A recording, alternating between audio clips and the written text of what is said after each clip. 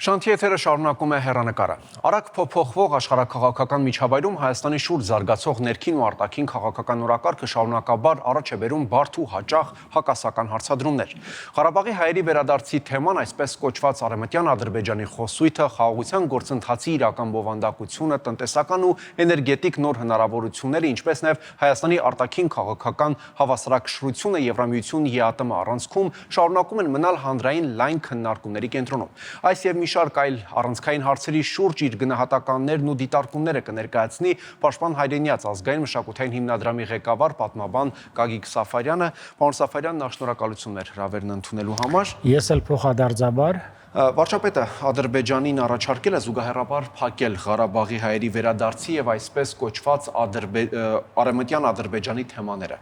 Նախ ինչպես եք վերաբերվում այդ առաջարկին եւ արդյոք դրանք կարող են հավասարազոր լինել միմյանց։ Արդյոք ճիշտ է այդ երկու հարցերը դնել նույն նժարի վրա։ Եթե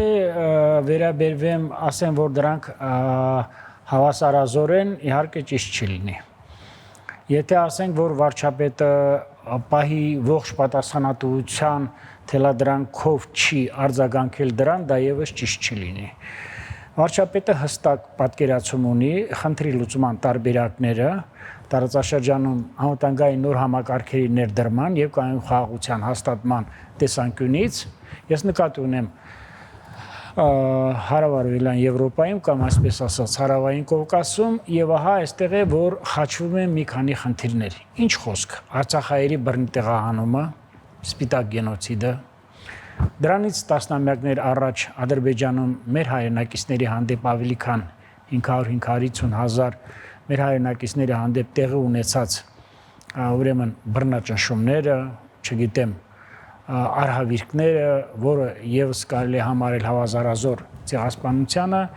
ինչ խոսք այս բոլորը տեղավորվում է այն տրամաբանության մեջ, որ սա հավասարազոր անվանել չի կարելի, առավել եւս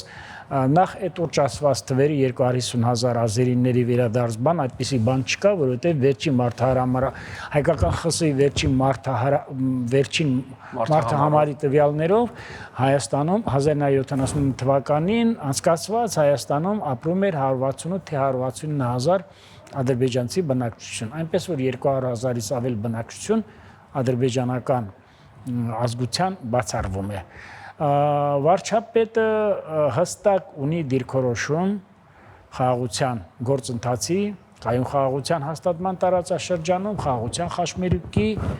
կիրարկման հետ կապված։ Ասել, որ գիտեք ինչ, վարչապետը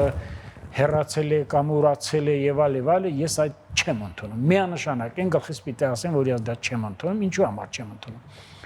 Նախ ինչ է նշանակում, որ Արցախահայերի անունից ոչ ոք իրավունք չունի այդպիսի արտահայտություններ կամ հայտարարություններ անել։ Այդպես չեն կարծում ընդդիմախոսներն, ասում են մանդատ չունի որևէ մեկը։ 1998 թվականին Հայաստանի Հանրապետության ղեկավարությունը եւ 97 թվականին եւ 98 թվականին եւ հետ այսու ոչ ոք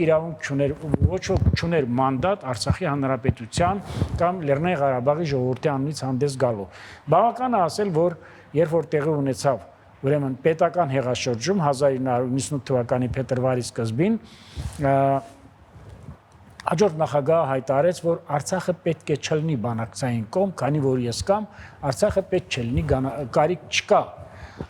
որ Արցախը լինի բանակցային կողմ։ Այդ դեպքում այսօրվա թմկահարողները ուր էին այն ժամանակ, ինչու չէին դրա մասին խոսում։ Նաև կարծեմ վերջերս էլ նաև Սամվել Բաբայանն է հայտարարել, որ Հայաստանի Հանրապետությունը եւ Հանրապետության ղեկավարությունը չունի առաքելություն, չունի մանդատ Արցախայության անունից խոսելու, ասել են։ Դուք չեք կիսում այդ հայտարարությունը։ Իհարկե, ես չեմ կիսում, որովհետեւ ընդամենը 5 տարվա ընթացքում Հայաստանի Հանրապետության կառավարությունը 2018-2023 թվականին 700 միլիարդ դրամով ավելի է օգնել Արցախահայերին, քան 1991-2018 թվականներին Հայաստանի բոլոր նախագահների իշխանությունների միասին վերցրած։ Ինչ խոսք, մեր համար դա շատ ծանր է հաշվի չնստել ռեալ իրականության հետ։ Ինչ խոսք, մեր համար պիտի ասեմ կենաց եւ մահուգին ունի Արցախի հետ կապված ընդունել Արցախահայերի կամ Արցախի ճակատագիրը այս վիճակում, բայց ես պիտի ասեմ, որ եթե մենք ռեալ ենք մտածում ներկա պայմաններում, նախ ես ուզում եմ այդ Արցախահայերին հարց տամ, որոնց ես ճանաչում եմ մեծ մասին, ինքս էլ լինելով Արցախցի, ավելին եմ ճանաչում, քան պետք է, ուզում եմ տեսնեմ այդ որն է իրենց արժե համակարգը։ 2022 թվականի դեկտեմբերի 12-ին, եւ որ միշտ փակվեց Քաշաթաղի միջանցքը, կամ ինչպես ասում են այդ մահվան ասեմ, սովի ճանապարհ ասեմ, այդ Hunger Lane-ը, մենք այնտեղ էինք մի քանի օր առաջ, 10 օր հետո վերջնականապես փակվեց։ Բայց այդ դեպքում ռուսական խաղաղապահ միսիան առաքելությունը բաղկացած էր ավելի քան 2000 զինվորից եւ Արցախում էլ կար շուտ 10000 հայ զինվոր, բայց դեպքում չեն ապաշրջափակել ճանապարհները,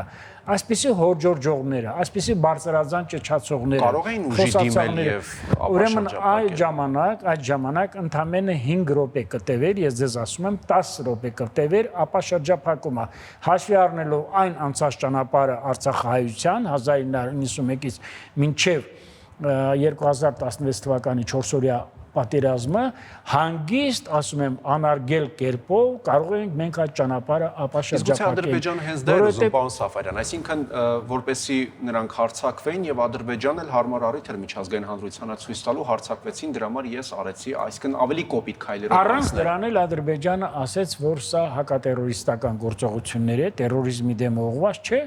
2023 թվականի սեպտեմբերին, այնպես որ Ադրբեջանի խոսույթը մինչև Ղարաբաղի բռնագաղթը, մինչև Ղարաբաղի ռազմական ճանապարհով պարտվելը Ադրբեջանի խոսույթը, ստոկվորդը պատերազմից եւ սպառնալիքներից այն կողմ չի անցել։ Այլ բան է, որ մենք այսօր Հայաստան Հանրապետության կառավարությունը հիմք ընդունելով հավասարակշռման եւ հավասարակշռված արտաքին քաղաքականությունը դրա բաղկացուցիչ մասերից ինգրեդիենտներից մեկը համարում է տարածաշրջանի կայուն խաղաղության հաստատումը եւ անվտանգային նոր համակարգերի ներդրումը։ Ինչ խոսք այստեղ մենք ուրեմն հառնում ենք մի խնդրի, արդարացի խնդրի բազմաթիվ ձևով հետ քաշվելուն կամ ընդունելով այդ կորուստը Արցախի, Լեռնային Ղարաբաղի ժողովրդի եւ Լեռնային Ղարաբաղի խնդրի գոնե այս առումով ոչ իրատեսական լինելն է կամ Արցախերի վերադարձը, առավել եւս ես ձեզ հստակ կերպով ասում եմ, եթե լինի նաեւ Արցախահայերի վերադարձ, հստակ կերպով ասում եմ, ուրեմն մի քանի 100 կամ մի քանի 1000 մարդ կարող են վերադառնալ։ Արցախահայերի խնդիրը 2020 թվականի պատերազմից առ այսօր եւ Արցախահայերի հետ կապված Արցախի հարցի բարձրացումը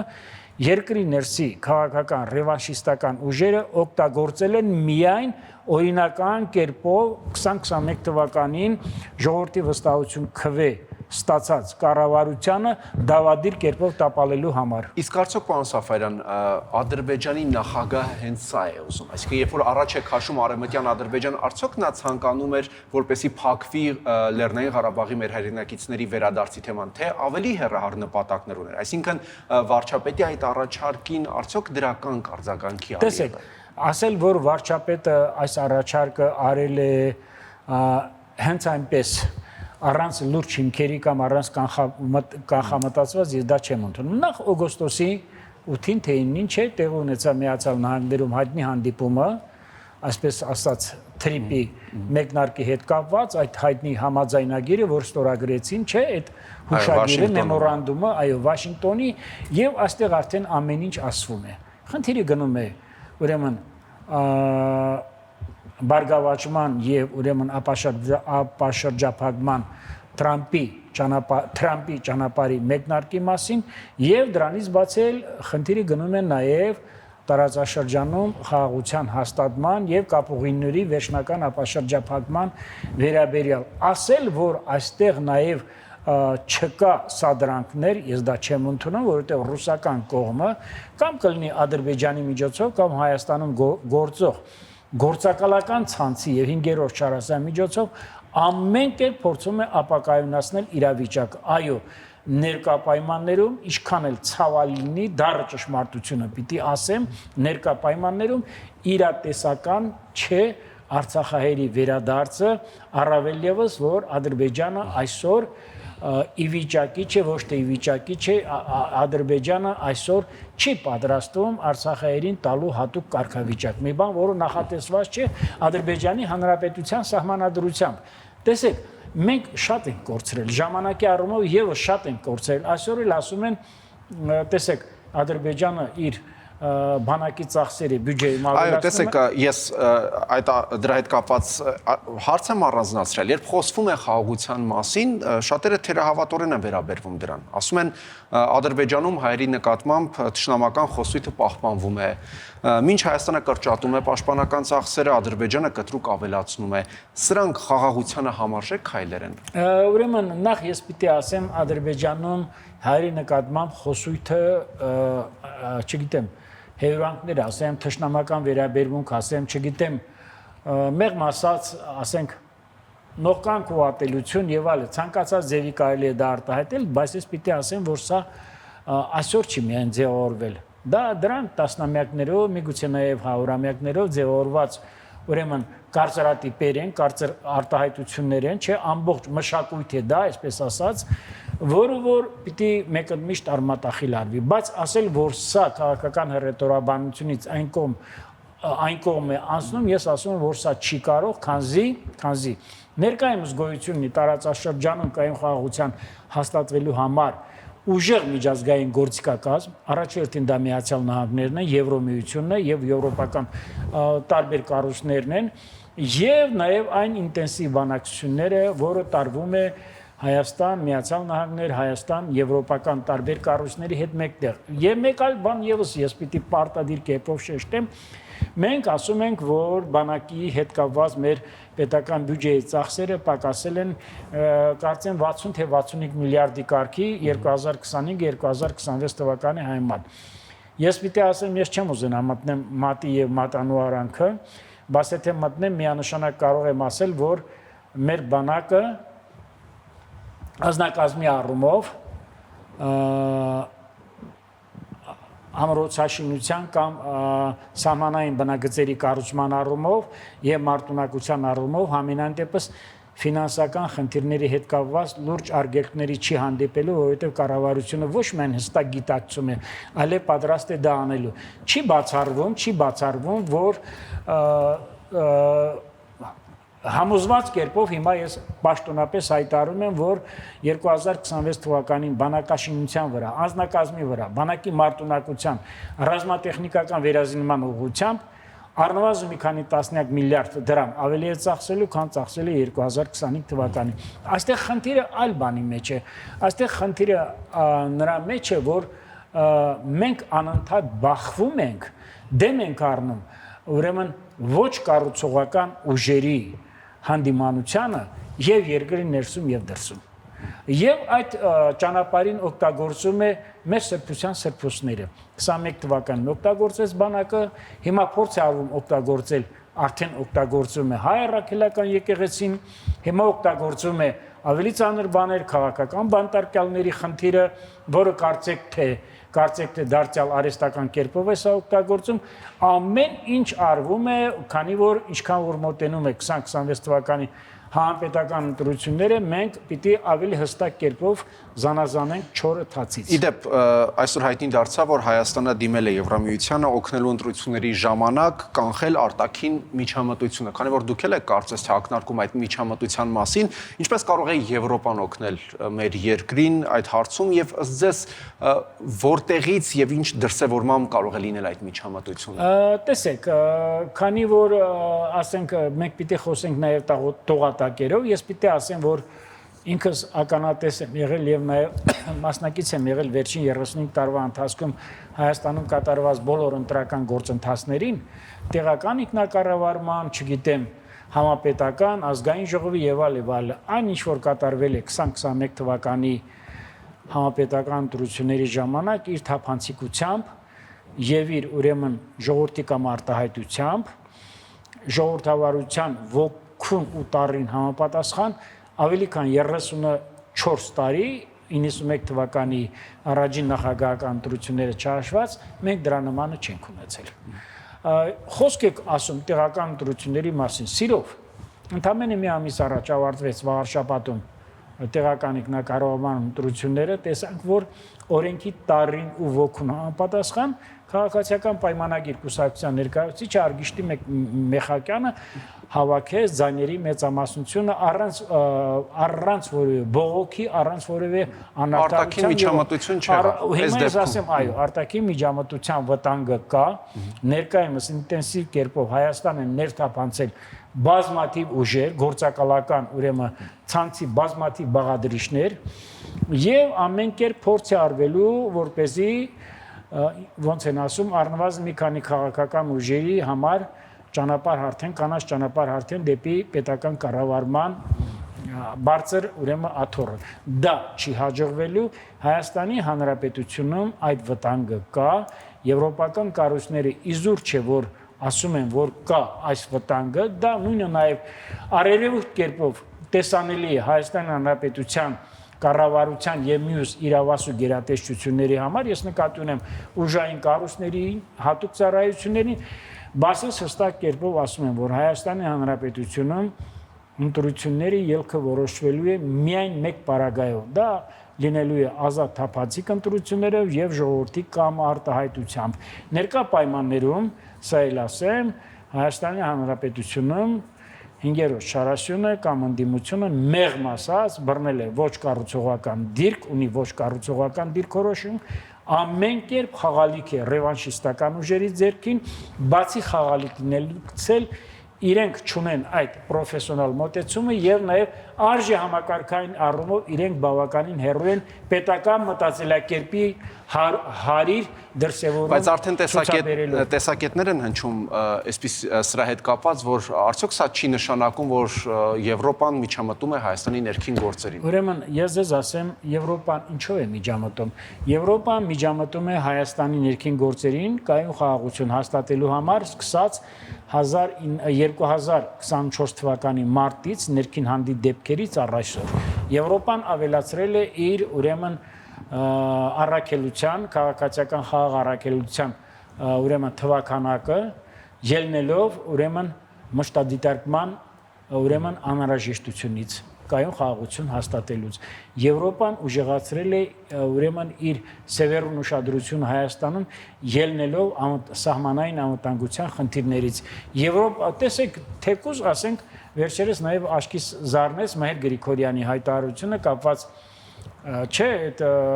Ադրբեջանով տարանցիկ բեռների տեղափոխմանը չէ այո նավթամթերքի հետ կապված ես պիտի ասեմ բան չէի կարծում բայց եթե գնում ենք տարածաշրջանում կայուն խաղաղության հաստատման այո պիտի նաև մենք ունենանք ապաշրջափակում պարտադիր ձևով կապուղիների անխափան աշխատանք եւ այստեղ է որ մենք տեսնում ենք այն ինչ որ ունեցել ենք ռազմավարական գործընկեր թղթի վրա այստեղ է որ մենք տեսնում ենք փաստացի դա եղել է մեծ եւ փոքր ախպոր հարաբերություններ եւս մեկ նախադասություն էլ ես պիտի ասեմ որ այո ամփոփենք որտեղ մեր ժամանակը ամփոփենք այո Հայաստանի Հանրապետության նախորդ առնվազն 1/4 դարի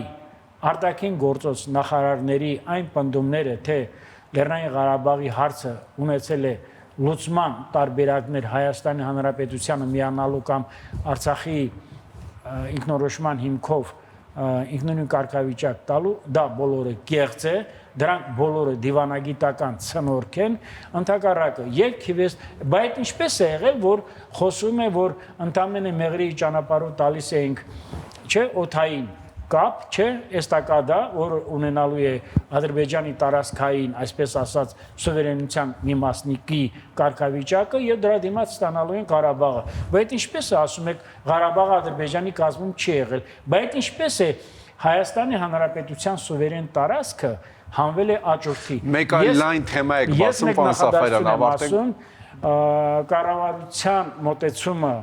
Արցախայերի վերադարձի հետ կապված ներկա պայմաններում ես գտնում եմ ժամանակավրեպ է պահը չէ ադրբեջանցիների վերադարձը Հայաստանի Հանրապետության տարածք բացառվում է դա այդ խոսույթը արևմտյան Ադրբեջան խոսույթը կիրարկելի չի կարող լինել առաջիկա 100-ամյակների ընթացքում եւ ամենակարևորը ես պիտի ասեմ որ պետք չի շահարկել այդ թեմաները քանզի եթե մենք անենք ոչ խոհեմ դիվանագիտական առումով եւ ոչ բալանսավորված կամ ոչ հավասարակշռված եւ հավասարակշռման այնպիսի արտաքին քաղաքականություն, որի միտված է Հայաստանի Հանրապետությունը, ապա մենք Հայաստանի Հանրապետության ճակատագիրը կդնենք ուրեմն խաղաղագումարի վրա։ Շնորհակալություն։ Ես եմ շնորհակալ։ Հեռանկարում պաշտպան հայրենիաց ազգային մշակութային հիմնադրամի ղեկավար պատմաբան Գագիկ Սաֆարյանն էր։